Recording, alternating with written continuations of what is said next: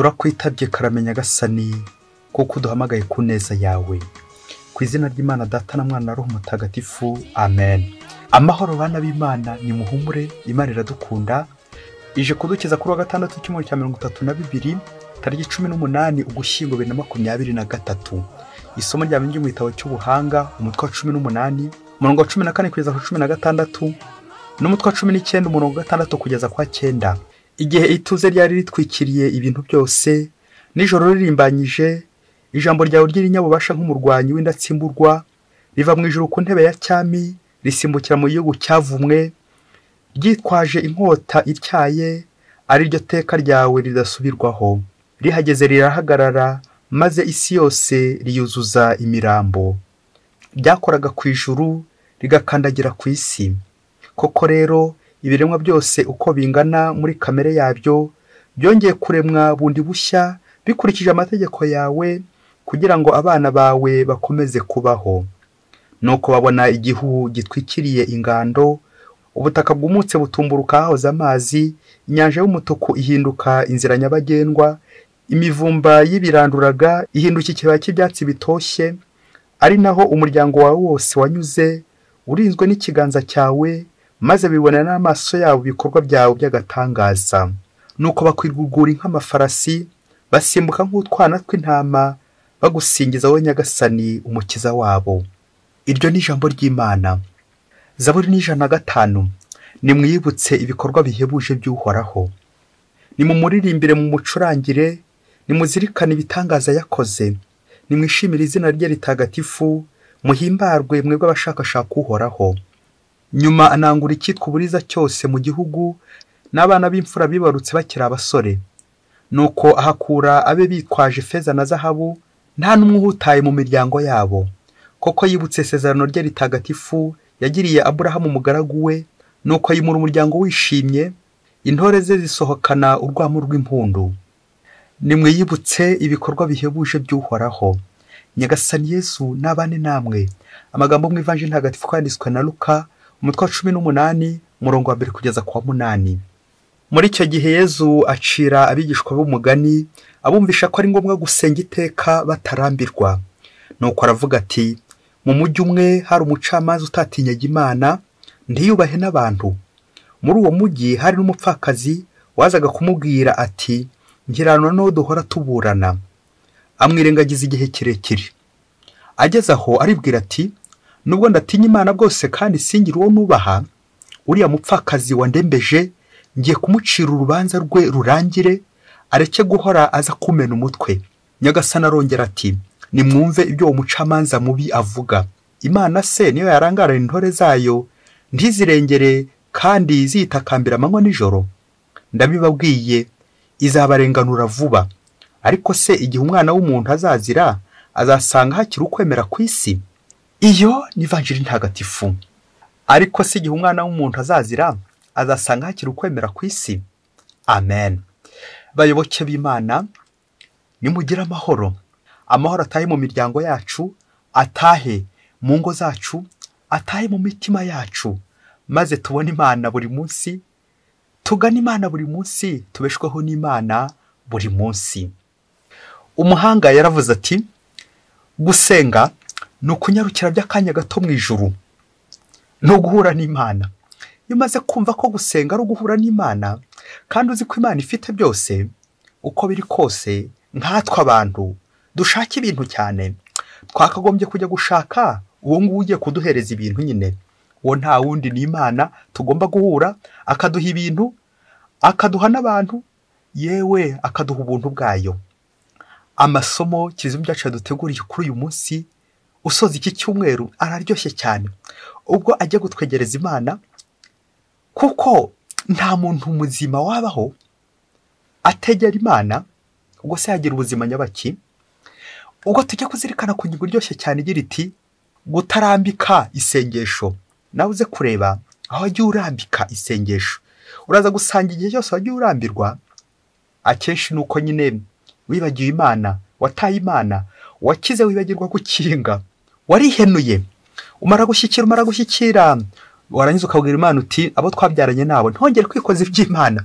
Nawe uraza gusanga ibibazo ufite mu miryango yanyu, uraza gusanga ibibazo byinshi ufite ari uko warambitse iby'Imana ukarambirwa n'Imana. Nyamara baravuga ngo iby'Imana birya warambije, warambiwe yatashye. Nawe uze kureba niba utaritahiye. Abantu dushobora gutaka uburyo bwinshi. Niba ugishishoza neza, uraza gusanga imibanire mibi dufite muri no minsi ari uko biterwa nuko twarambitse iby'Imana, twarambiwe Imana. Abantu twagiye turambirwa Imana. Abihaye Imana hari abarambiwe Imana bagataha kwa kubihirwa, bamwe bagashaka guca no masezerano yabo. Nta kindi kibura ni ukurambirwa iby'Imana, nuko barambitse isengesho. Divorce impamvu ziri kwiyongera ku isi nuko uzasanga hari umugabo urambitse isengesho cyangwa umugore akarambika isengesho. Nta kindi bishingiye nuko twibagiwe Imana nyine. Isengesho ryabuze iwacu. Ushobora kumbwira uti none se ko bariya bakora divorce tubabona mu kiliziya mu nsengero ziruzuye niba barimo. Ntibakagushuke. Burya gusenga ni imbere, ni ku mutima. Bishobora kujya gusenga abantu bakabona mfukamye, abantu bakabona ndi umuntu w'Imana we. Ariko se niko binameze n'imbere, duhura n'Imana imbere. Abantu benshi bagiye barambika isengesho. Niyo mpamvu ibibazo biri mu isi, niyo mpamvu abantu bagiye babihirwa. Indwara nyinshi cyane zagiye zaduka iz'imitima cyane kuko imitima yacu ntigihura n'Imana. Iyo umutima utagihura n'Imana urarwara. Turaza gusoza tubona ko ushobora kurwara umutima kubera ko utagihura n'Imana umutima wawe. Ariko iyo wihanganye ugategereza, nturambirwe, amaherezo nawe ujya mu bene uhura n'Imana, Imana ikagukiza ku mutima, ugasigara ari uri kuvura abandi. Wakora iki? Wajya he niba utari kumwe n'Imana? Gutarambika isengesho. La persévérance dans la prière. Mu isomo rya mbere turi kuzirikana mu gitabo cy'ubuhanga, aho ubuhanga bushingiye mu gushakashaka Imana no guhunga icyaha. Uyu munsi turazirikana ku bubasha bw'ijambo ry'Imana, anabwo bubasha bw'isengesho, aho tuzirikana ko ijambo w'Imana ari Yezu Kristo ubwe. Imana ikoresha, irema, igirira abantu neza, iha abantu ubuzima muri rya sengesho nyine.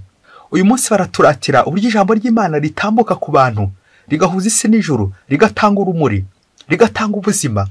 Ngubwo ubutumwa bw'ijambo ry'Imana iyo rije rikagutambukaho rikugira neza. Ngira isengesho natwe turimo byo kuzirikana ijambo ry'Imana mbere na mbere dusoma muri Bibiliya, ariko rituganisha he kwa Yezu Kristo. Kuko abanditsi bose ari kuva ku gitabo cy'intangiriro kugeza ku gitabo cy'ibyahishuwe, bose bagaruka kuri Yezu Kristo, ijambo w'Imana wigize umuntu, uza kuducungura, uza kutugira neza. Yezu Kristo tugomba kuramya tugasenga ububasha bw'Imana. Ngo Yezu Kristo uza gusana imitima yangiritse kubera ijambo rye. Na Zaburi uyu munsi iratwibutsa agaciro cy'ijambo ry'Imana, ububasha bw'ijambo ry'Imana, ko rikora ibikorwa bitangaje byinshi cyane, ibigaragara ndetse n'ibitagaragara. Nimwiyibutse ibikorwa bihebuje by'Uhoraho. Usibye kwibuka bike, naho ubundi ntitwakwibuka ibikorwa by'Imana. Ni byinshi cyane. Bidusaba nyine kwicara tukarambya kugira ngo tubitegereze, kuko ibikorwa by'Imana burya impamvu tutabibona abenshi nuko akenshi bitaba bigaragara. Ariko nubwo bitagaragara, nyamara akenshi twebwe twishakira ibintu bifatika, bikaza gutuma rimwe na rimwe tutabona ibikorwa by'Imana byayo bitagaragara. Kandi nibyo byinshi. Niyo mpamvu iyi vanjiri ije kugusubiza wowe umuntu watangiye kurambirwa, ukarambika iby'Imana ukabishyira inyuma.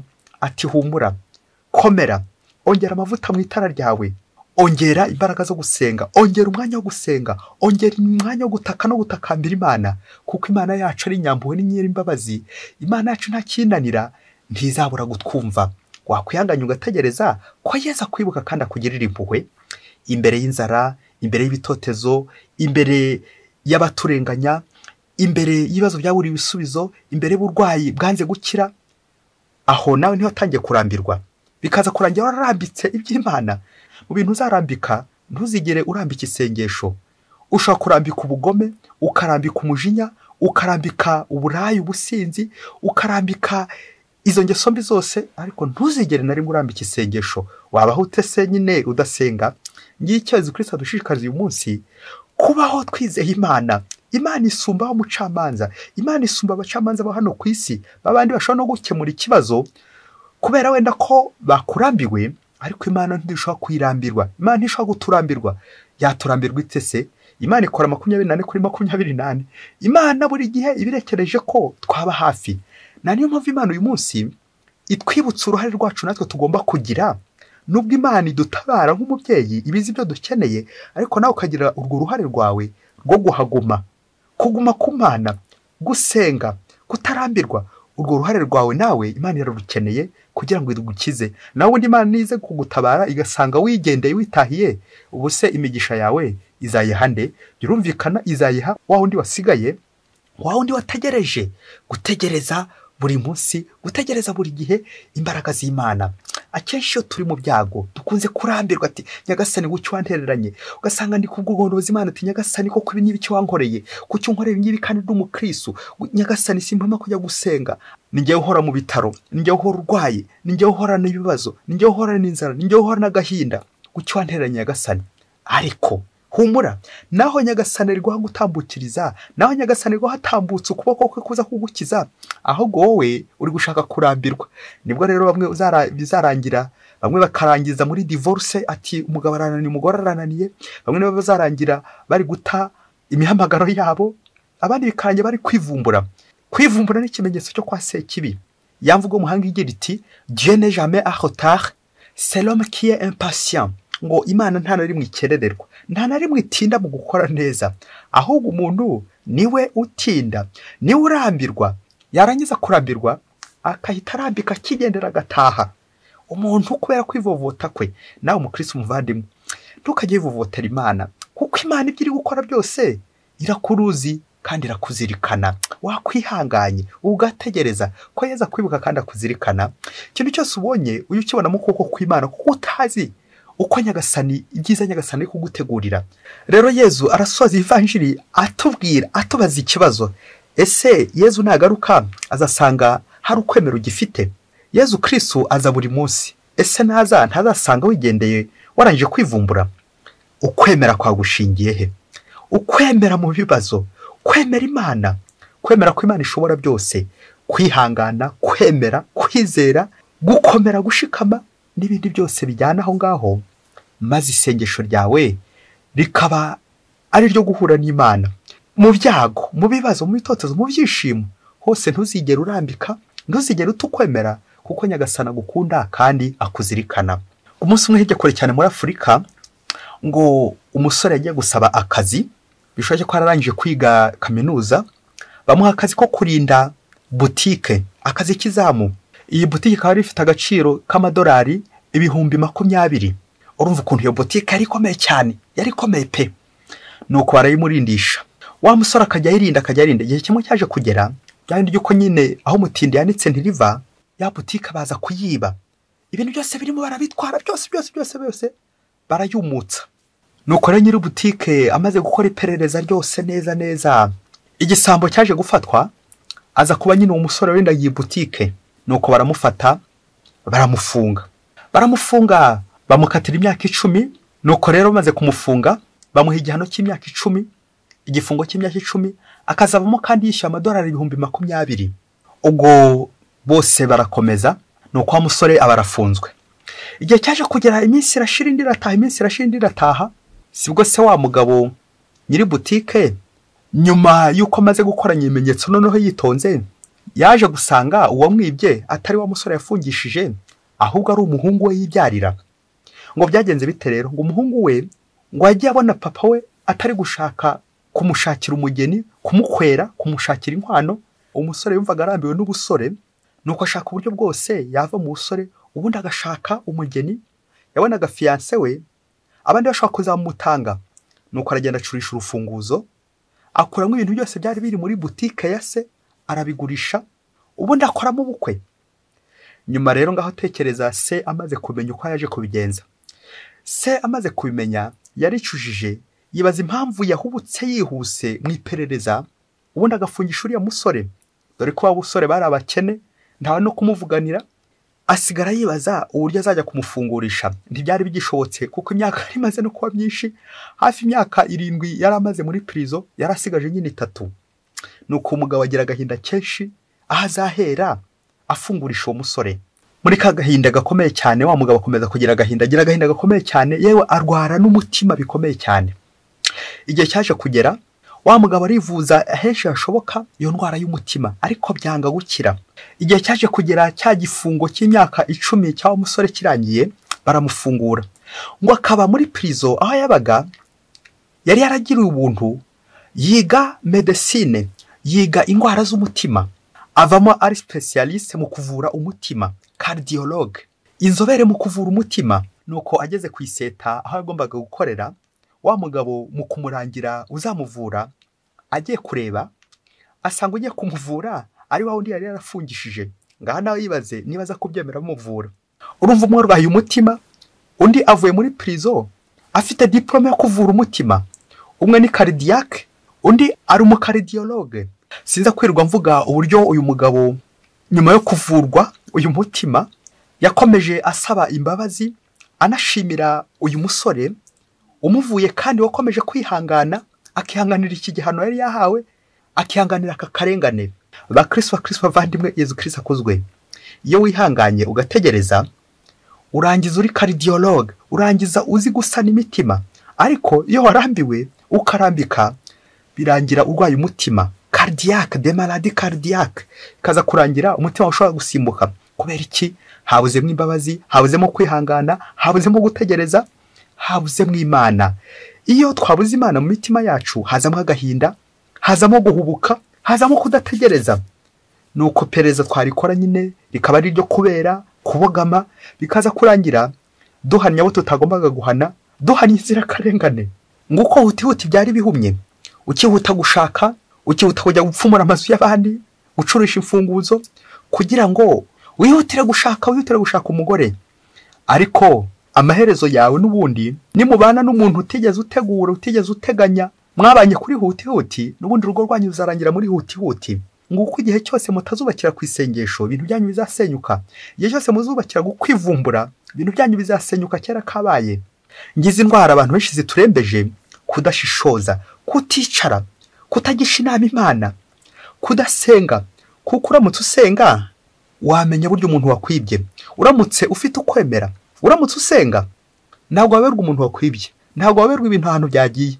Burya impamvu batwiba, impamvu tutamenya abakoze icyaha, burya nuko nta kwemera tuba dufite guhagije, nta roho mutagatifu turimo, la vie spirituelle yakambutse. Ubuzima bwa roho burakendereye. Iyo ufite ubuzima bwa roho, burya ushobora kumenya uwakugiriye nabi, ushobora no kumenya uwakugiriye neza, ushobora kumenya umunyacyaha uri mwaho ukamuvumbura, wakoze icyaha uri ruharwa ukamuvumbura. Ariko impamvu bidusoba twese nuko ubuzima bwa roho bwacu bukendereye. Bwakagombye uwo mwuka turimo, umwuka w'Imana, umwuka wera, umwuka mweranda, roho mutagatifu, yagombye gutwereka aho icyo kibi giherereye, uwo mugome, uwo wakoze ibyo, agatwereka n'uri kurengana, n'uri kurenganya akamutwereka. Ariko kubera ko ubuzima bwacu bwa roho bukendereye ubwabwo, niyo mpamvu tutabasha kumenya umugome aho aherereye. Nibwo turangiza turi kurenganya, turi kubogama. Kubera iki?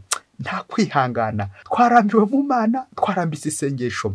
Iyo ugiye mu isengesho riguhishurira ikibi kugira ngo ukirinde, rikakwereka n'icyiza kugira ngo ugikore. Ngo umutima nama mubyeyi, umutima nama nijwi ry'imbere rikubwira riti iki ni cyiza gikore, iki ni kibi kireke. Igihe wumva umutima nama, usohoka uri cardiologue, usohoka ushobora kuvura, ushobora gusana imitima.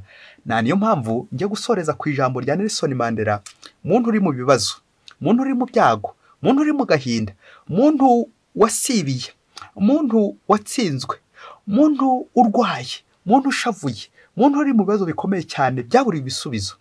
Iyi nteruro igufashe kumva ko no muri prison ushobora guhigira, no muri prison ushobora kwihangana, ukihanganira ikigeragezo, ukihanganira igihano. Icyo gihano cyawe ukagihinduramo iki? Ukagihinduramo umugisha w'Imana, ukagishakiramo diplome izagufasha kwegera Imana, gusana imitima, bityo nturambirwe. Nelson Mandela ngo yaravuze ati: dans les échecs, soit je gagne, soit j'apprends. Ngo mu bibazo, igihe cy'igifungo, igihe cy'ibitotezo, igihe cy'akaga, igihe cy'agahinda, ntacyo ntakaza, ahubwo akenshi mba ndi kwigiramo. Nguko ushobora no kujya muri prison ugakomeza ugahigira, wajya mu gihuru ugahigira, igihano ukagihinduramo iki? Ukagihinduramo isukuriro. Isukuriro rizagufasha gusukura abana b'Imana. Un cardiologue, kuba umunyamutima. Umuntu usenga ahinduka umunyamutima. Iyo usenga uhura n'Imana, Imana ikakugisha ubugwaneza. Mwese Imana ibaha umugisha. Imana Data na Mwana na Roho Mutagatifu. amen. Padiri Masumbuko Ladislas wa diyosezi ya Cyangugu.